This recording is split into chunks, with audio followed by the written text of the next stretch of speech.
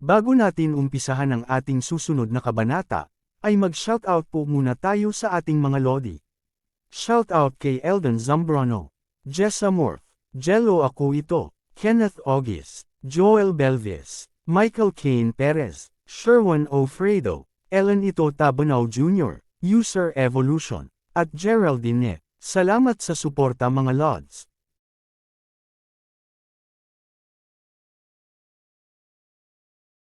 Sa pag-uumpisa ng ating karugtong na kabanata ay may dumating na isang malaking sasakyang panghipapawid, may 2 taong nag-uusap sa loob nito, at namangha ang mga ito sa nasaksihan nila sa lugar, sa kadahilanang nagyelo ito gawa ng isang S-rank warrior. Sa kabilang banda naman ay naglalaro ng chess ang 2 commander na si Lao Guan at Lu Yang. Si Lao Guan ay ang tito ng gangster na pinatay ng ating bida, at ito rin ang nag-utos sa mga military na patayin ang ating bida. Sinabi ni Lao Guan na nagbago ang estilo ng paglalaro nito dahil naging konserbatibo ang galaw nito. Sagot na tugon naman ni Lu Yang, hindi naman, naging agresibo lang ang mga galaw mo. Sabay tinanong nito si Lao Guan, ano sa palagay mo ang nangyayari sa mundo ngayon? Tugon na sagot naman ni Lao Guan, di pa matukoy-tukoy ang sanhi nito, dahil walang mga bakas sa pinagmumulan ng mga ito. Ngunit hindi tayo maaaring umupo na lamang dito at maghintay, kasama ang konserbatibo mong pamamaraan, ito ay haantong lamang sa isang landas ng kamatayan, at pinaparinggan nito ang mga ginagawang galaw tulad ng chess. At sambit nito sa sitwasyon ngayon, nagsasayang lang ito ng lakas para protektahan ang walang kwentang shelter na ito. At sinabihan niya itong napakatanga, at tumatanda na. At nagalit ang bantay ni Commander Lu Yang dahil sa narinig nitong kabastusan.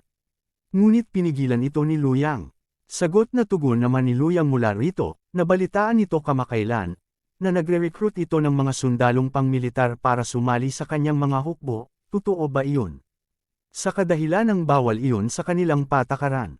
Hindi na ito nagdahilan at sumagot ito at sinabi, sa kritikal na oras, sino pa ang magmamalasakit sa mga paghihigpit na iyon, dapat nating hawakan ang lahat ng kapaki-pakinabang na lakas.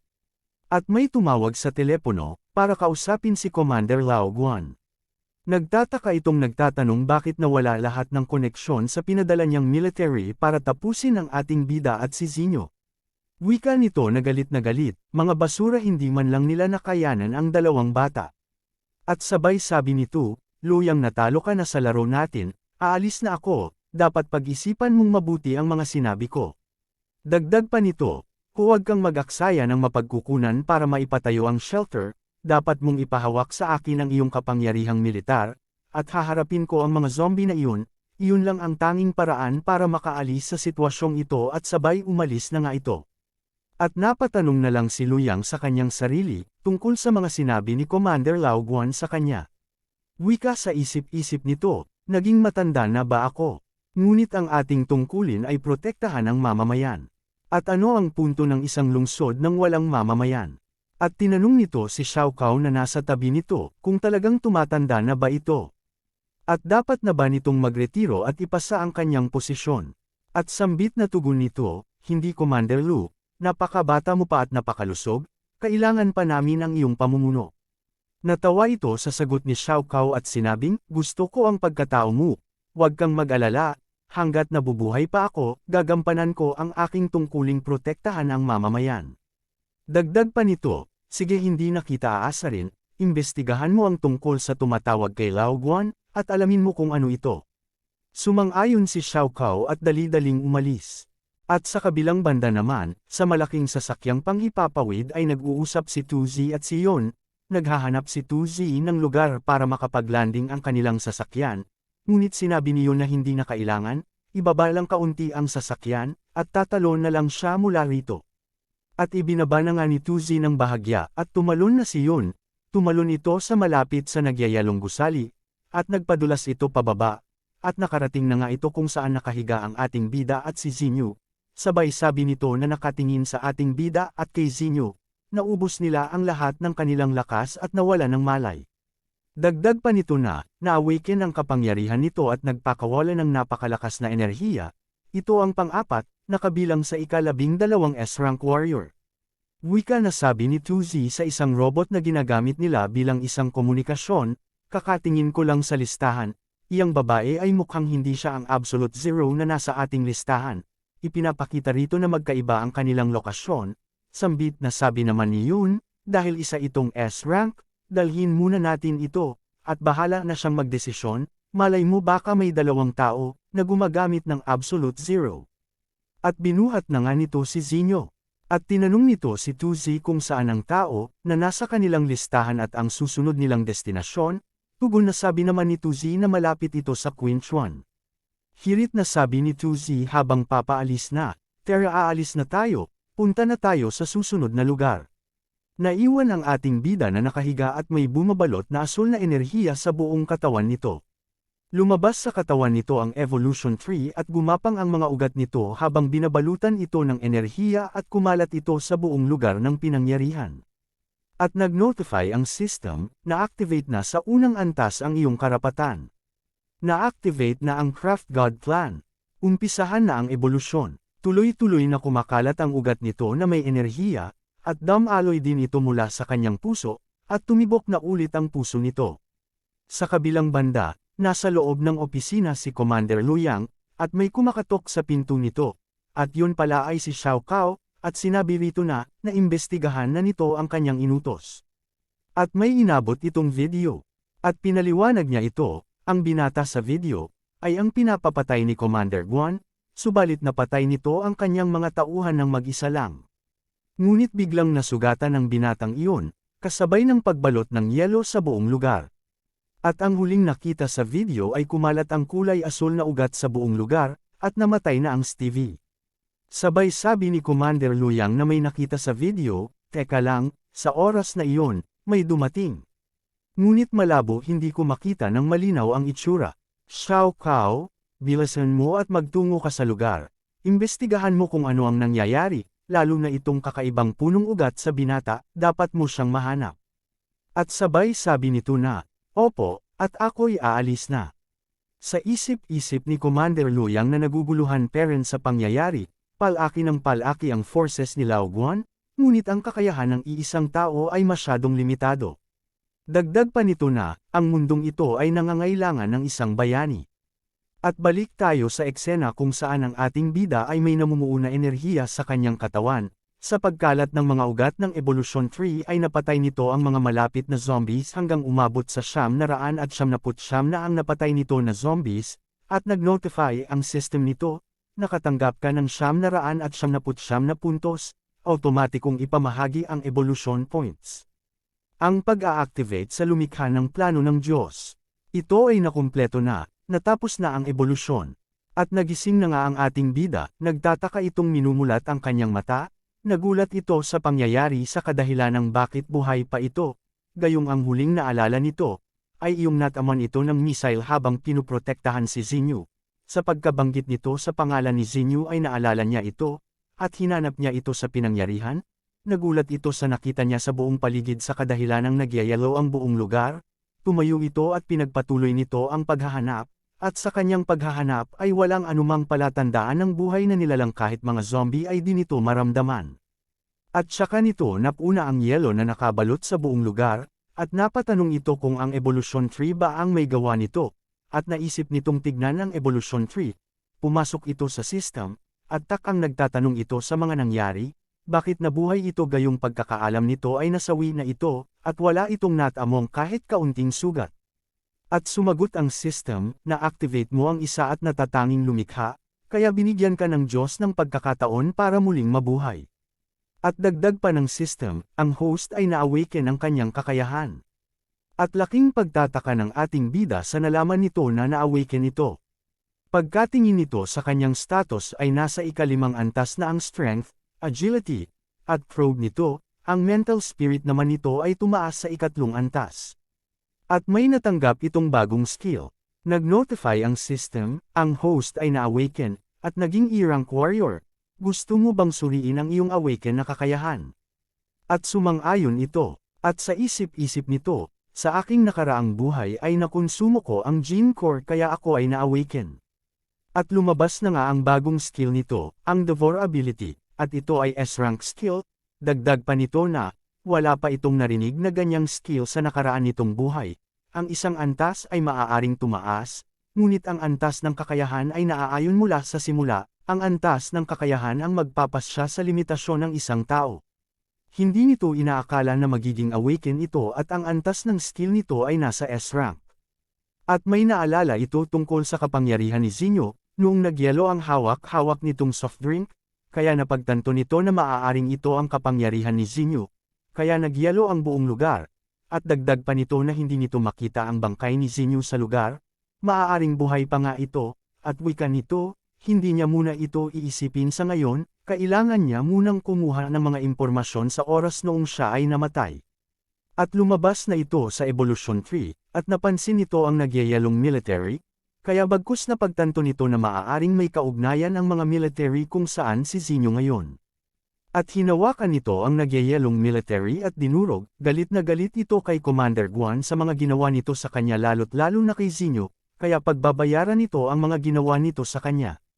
At sa kabilang banda, inaantok na nagbabantay ang isang military, at saktong padaan si Xiao Cao rito, at sinabihan niya ito na bantayan ng maigi ang lugar, dahil importante ito gayong madaming tao sa loob na gumagawa para maayos ang kanilang shelter, at kung hindi nito aayusin ang pagbabantay ay baka manganib ang mga tao na nasa loob. Sa pagkaalis ni Xiao Cao, ay nakita ito ni Commander Guan, at napuna nito na maaaring iniimbestigahan siya nito, at napagtanto nito na wala itong plano na ibigay ni Commander Luyang ang kanyang hukbo. At di batid ni Xiao Cao na masyadong delikado sa labas gayong madaming na-awaken na zombie sa labas, at maaaring di na ito makakabalik ng buhay. Sa kabilang banda naman, nakauwi na ng gusali ang ating bida at ito'y naliligo, nagpaplano ito kung ano ang susunod nitong gagawin, at sa isip-isip nito na, ang maiging paraan para makapasok sa pinaka-department ng military ay ang pumasok muna sa shelter, buti at nakilala ko si Siake at ang iba, kaya madali lang akong makakapasok gayong anden na din sila. At napagplanohan na nga nito na pumunta sa shelter, para alamin kung anden ba si Zinyo, at nang malaman din ito kung saan ang lokasyon ni Commander Guan. Dagdag pa nito kung ang target ay ang military, hindi niya ito kayang labanan, sa kadahilanang ang notification ng Evolution Free, ay nilikha ng Diyos ang pagkakataon na buhayin ito, ay isang beses lang, ang susunod na operasyon ay hindi maaaring magkaroon ng anumang mga error. At alas 6 na ng umaga, nakahanda na ang ating bida para umalis at magpunta sa shelter, hawak-hawak nito ang picture ni Zinyo, at wika sa isip-isip nito na, maghintay ito, gayong gagawin nito ang lahat para ito ay mahanap. At bumaba na ito ng gusali, pagkababa nito ay pinagpapatay nito ang mga zombies na kanyang nadadaanan, at sinusubukan din ito ang kanyang bagong skill ngunit lagi itong nabibigo. At di nito magawa ng maayos. At napatanong ito bakit hindi ito gumagana. At napatingin ito sa isang awakened zombies na nasa harap na nito. At ito ay nasa awakened F rank na naantas. At biglang sumugod na ito sa ating bida, ginamit nito ang lakas nito, naduraj ang mga semento sa lakas ng ginawa nitong atake, ngunit nailagan ito ng ating bida. Sa isip-isip ng ating bida, ay hinuhulaan niya ang abilidad ng zombie, at dahil sa pinapakita nitong lakas at ang kulay ng balat nito, ito ay karaniwan niyang nakikita, at ang abilidad nito ay ang Berserk type ability. Ang Berserker type na abilidad ay karaniwan at isa sa abilidad nito, ay ang pagsugod gamit ang lakas nito. Sumugod na nga ito ulit, ngunit madali lang napigilan ng ating bida ang atakeng ginawa nito. At inipit ang dalawang kamay nito, at sambit ng ating bida habang iniipit ang dalawang kamay, na masyado itong kampante sa kanyang lakas, gumawa ito ng kakaibang atake, at tumama ang sipa nito sa mukha ng zombie, at tumilapon ito papalayo. Sa pagkakatilapon nito ay sinundan kaagad ito ng ating bida, at balak na nitong gamitin ang kanyang bagong skill. Kanina ginamit nito ang Devour skill sa mga zombie na hindi pa naaawakan, pero hindi ito epektibo, lagi itong nabibigo. Kaya ngayon balak itong subukan ng ating bida, kung ano ang mangyayari pag ginamit niya ito sa awaken na zombie, at inumpisahan na nito ang paggamit niya sa Devour skill, ay naging epektibo ito, at may 3 kulay na lumabas mula rito. At nag-notify ang system, na kumpleto ang pag-devour, ito ay natanggal muna. At pumasok ang 3 kulay ng enerhiya nito sa katawan ng ating bida. At nag-notify ulit ang system, ang abilidad ng Devour ay nakumpleto na. Tignan ang resulta ng Devour ability. Ang kulay berde na enerhiya, ay ginagamit upang pagalingin ang iyong sarili. Ang kulay gold naman na enerhiya ay ginagamit at inaabsorb ng evolution tree, gayong na-awaken na ito. At ang red na kulay ay ginagamit sa berserker, at ito ay nasa 1% na fragment. At pagkalabas nito sa system ay biglang sumulpot sa harapan nito si Jinbao, at buhay pa pala ito, at natuwa ang ating bida, sa kadahilan ng hindi niya inaakala na buhay pa pala ito, pero hindi ngayon ang oras para gunitain ang nakalipas, at pinatabi nito si Jinbao para kalabanin at patayin muna nito ang halimaw. Ngunit pinigilan ito ni Jinbao, gustong kalabanin ni Jinbao ng mag-isa ang halimaw, dahil batid nito na kaya niya ito kahit mas malaki pa ito sa kanya. At sumugod na nga ang halimaw, habang di pa tapos mag-usap ang dalawa, at ginamit na ni Jinbao ang kanyang abilidad, ito ay ang palakihin ng kanyang katawan. Lumaki nga ito at halos kapantay na nito ang laki ng halimaw, sumigaw si Jinbao at napahinto ito. At gulat naman ang ating bida sa nasaksihan nito dahil na-awaken din pala si Jinbao at nagkaroon ng abilidad, habang papasugod na ang halimaw, inayos ni Jinbao ang katawan nito para maiwasan nito ang sungay na nasa ulo ng halimaw. Nakagat ito ni Jinbao at bumagsak, sa pagbagsak nito ay lumipad naman si Jinbao sa ere, at akmang gagamit ulit ng isang malakas na atake.